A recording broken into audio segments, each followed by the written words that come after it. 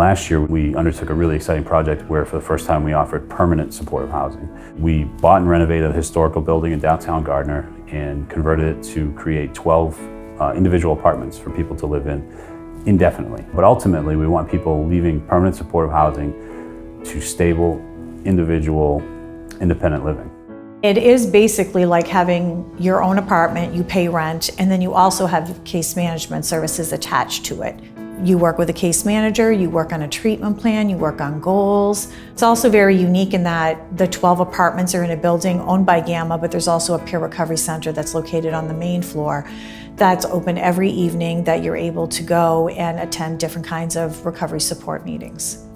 It was great. I love the accountability. I had case management there. They help you with things like they'll set goals when you move in. What would you like to accomplish? It's really for someone that, has recovery, wants to continue their recovery, but they still need that little extra help.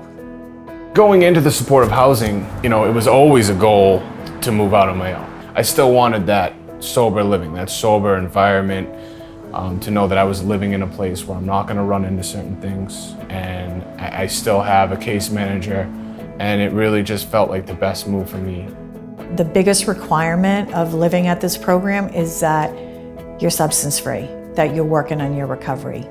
But we very much work with the individual. It's not my decision what that person's recovery looks like. It's their decision what it looks like. Everything's about balance. You have to balance everything. I think even people without addiction, you got to balance your meetings, your recovery, your family. And I was able to do that while I was there. So now, I have my support set up, I have my meetings set up, everything set up when I came here. And I felt like I was in a good place. I feel like for a drug addict like myself in recovery, there couldn't have been a better program laid out like this, like the pathway and then the supportive housing and then the permanent sober housing. It's just, for myself, it just seems like the best thing for me.